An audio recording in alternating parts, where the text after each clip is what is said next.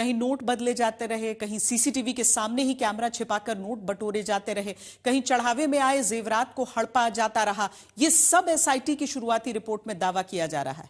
तो क्या इसी वजह से चंपत राय पर सबसे बड़ा सवाल उठ रहा है?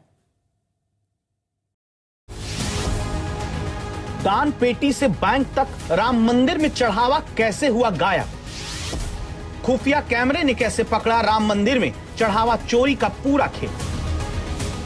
राम मंदिर में भक्तों की भारी भीड़ के रोज नए नए रिकॉर्ड को देखते हुए मंदिर की सुरक्षा और भीड़ को कंट्रोल करने के लिए खबरों के मुताबिक 850 सीसीटीवी कैमरे लगाए गए।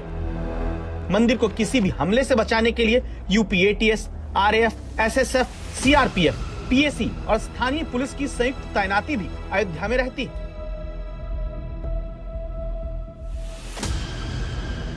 तो राम मंदिर की बाहरी सुरक्षा तो पुख्ता कर दी गई, लेकिन मंदिर के अंदर चढ़ावा गिनने वालों ने ही बड़ा खेल कर दिया। अब आप जानना चाहेंगे कि आखिर राम मंदिर में चढ़ावा चोरी कैसे हुई, तो इसको लेकर आज तक के पास एक्सक्लूसिव जानकारियां हैं। मई महीने के आखिरी हफ्ते की बात है। राम मंदिर ट्रस्ट से जुड़े पदाधिकारियों ने बैंक में जमा हो रही रकम का ब्यौरा देखा और रोजाना दान पेटियों के खाली होने के क्रम की पड़ताल की, तो सबसे पहले चोरी का शक पैदा हुआ। दरअसल एक दान पेटी में 7 से 8 लाख रुपए एक बार में जमा होते हैं, लेकिन कुछ हफ्तों के क्रम में तब 500 रुपए की गड्डियों में कमी देखी गई। इस तरह चढ़ावा गिनने वाले सीधे 500 के नोट पार कर रहे थे। दावा है कि चढ़ावे में हेरफेर करने वाले कर्मचारी आगे पीछे छोटे नोट गड्डी में लगाते थे, लेकिन बीच में 500 के नोट रहते थे। इस तरह चढ़ाने में लूट का यह खेल काफी समय से चल रहा था। चढ़ावे की गिनती में हेराफेरी का शक गहराया तो कुछ छिपे हुए कैमरे लगाए गए। इन हिडन कैमरे की एक सप्ताह की फुटेज देखी गई तो पता चला नोट गिनने की प्रक्रिया में लगे कर्मचारी सामने दिख रहे सीसीटीवी के सामने खड़े हो जाते हैं और दूसरा साथी बनाए गए नोटों की गड्डी में नोट चोरी करके उन्हें कपड़ों में छिपा लेता है, लेकिन फिर हिडन कैमरे में उनकी ये चोरी पकड़ी जाती है।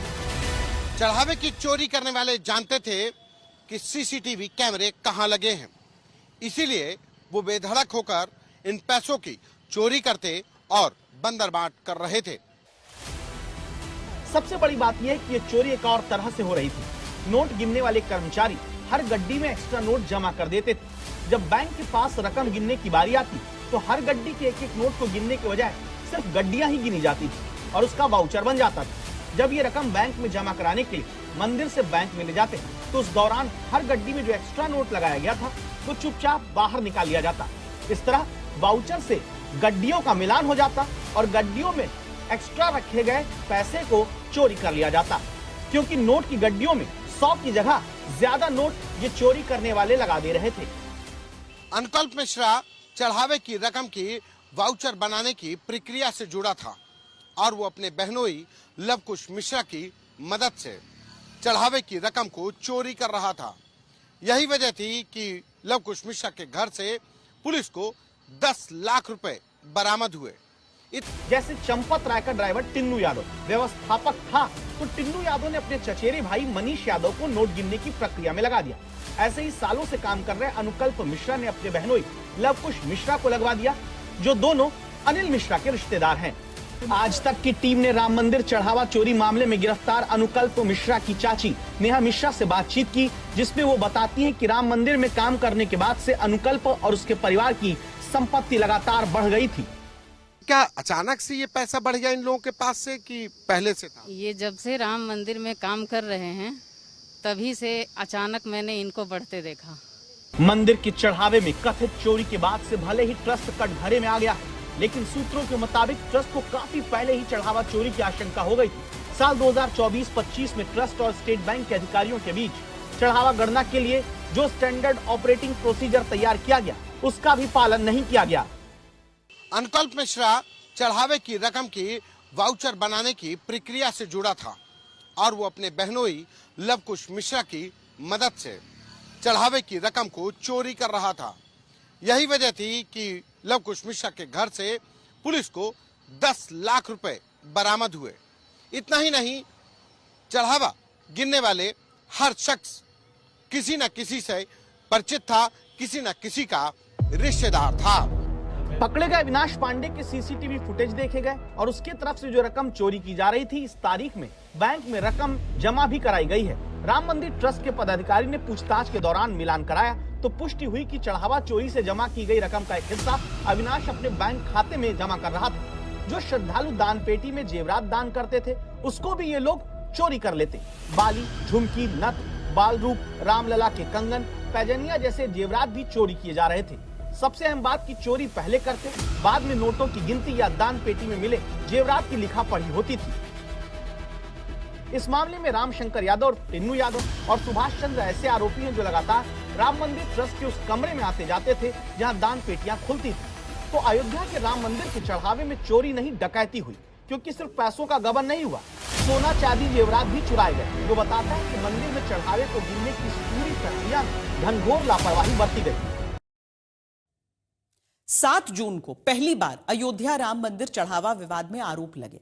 15 जून से जांच शुरू हुई। 23 जून को शुरुआती रिपोर्ट आई। 25 जून को एफआईआर दर्ज हुई। 8 लोगों की गिरफ्तारी तक हो गई। लेकिन इसी बीच 2024 की पुरानी फाइलें लेकर राजनीति ने एंट्री की। जब एसआईटी के सामने संजय सिंह ने राम मंदिर के नाम पर चंपत राय, अनिल मिश्रा समेत बीजेपी के कई लोगों पर सस्ती जमीन को महंगी दर पर खरीदने का आरोप लगाया। चढ़ावा चोरी के बाद जमीन चोरी तक के आरोप अयोध्या में लगने लगे। ये पूरे जमीन घोटाले के सबूत है। बड़े पैमाने पे घोटाला हुआ है। बड़े लोगों को बचाया जा रहा है और छोटे लोगों की जांच चल रही है। जहाँ सरकार बस्ती में जैटी बनाती है, जैटी का गुना। जिस राम मंदिर में रोज हजारों, साल में करोड़ों लोग आस्था विश्वास के साथ मर्यादा पुरुषोत्तम श्री राम के बाल रूप का दर्शन करते हैं, जहां वो श्री राम में अपनी श्रद्धा और भक्ति के रूप में तन मन धन सब समर्पित करते हैं, क्या उस मंदिर की जमीन से लेकर दान तक में भ्रष्टाचार की मिलावट की गई?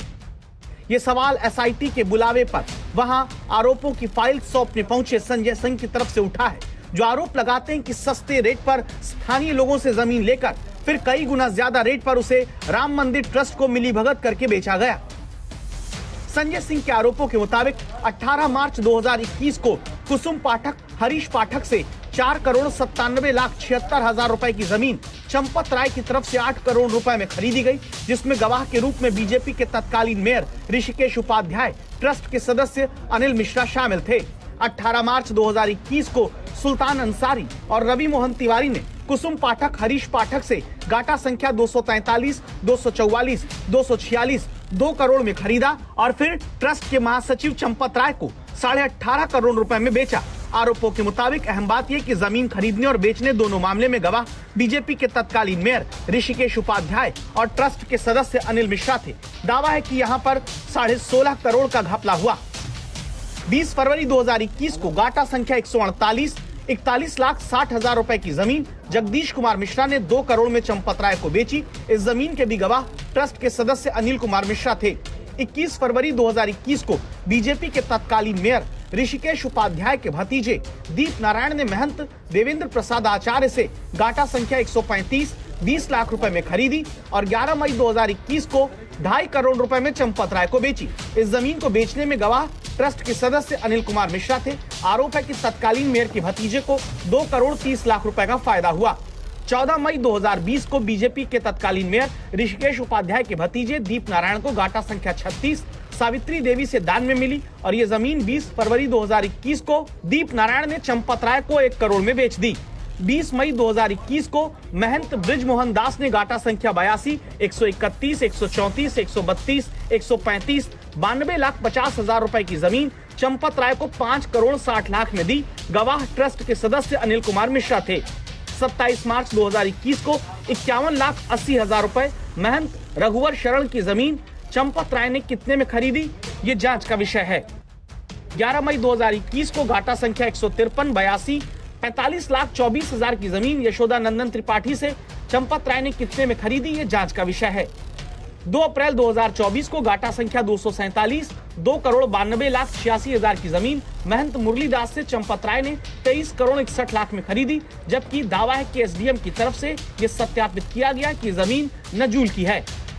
16 नवंबर 2023 को 9 करोड़ की जमीन आलोक बंसल, मनीष बंसल, शिवानी बंसल से 55 करोड़ 47 लाख 31 हजार रुपए में खरीदी गई।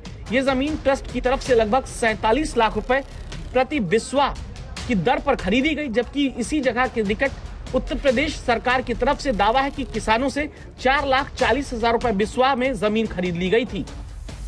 वो नजूल की जमीन 24 करोड़ में चंपत राय ने खरीद लिया। नजूल की जमीन जिसको एसडीएम लिख के दे रहा है, उसके कागजात मैंने दिए। एक जमीन है 9 करोड़ की, वो 55 करोड़ 47 लाख रुपए में खरीद रहा है। जिस जगह पे योगी जी की सरकार किसानों को 4,40,000 रुपए मुआवजा दे रही है, उस जगह पे चंपत राय खरीद रहे हैं 47 लाख रुपए बिस्वा, और किसान पा रहा है 4,40,000 रुपए बिस्वा। उससे ज्यादा उपयोगी जमीन किसानों की है जो उसने खरीदी है आलोक बंसल से। ये भी छोड़ दीजिए। फिर एक जमीन है जो 20 लाख रुपए में भाजपा के मेयर का भतीजा खरीदता है, और 20 लाख में खरीद के 2.5 करोड़ रुपए में चंपत राय को बेच दे रहा है। एक जमीन है जो भाजपा के मेयर का भतीजा दीप नारायण खरीदता है, उसको दान में मिलती है जमीन वो, और दान की जमीन वो उठा के 1 करोड़ रुपए में बेच दे रहा है चंपत राय को। उन्हें ध्यान रखना चाहिए, वो एसआईटी के सामने कागज दे रहे हैं, एक ऐसी संस्था के विरोध में दे रहे हैं जिसके ऊपर 65 करोड़ राम भक्तों ने विश्वास किया था। आप गली में खेलने वाले कुछ लोगों को कागज नहीं बांट रहे हैं, एसआईटी को दे रहे हैं। जिम्मेदारी के साथ आपको शब्द प्रयोग करने चाहिए, जिम्मेदारी के साथ आरोप लगाने चाहिए। अगर मान भी लें कि जमीनी विवाद सियासी है, लेकिन एसआईटी की शुरुआती जांच तो गंभीर सवाल उठाती है।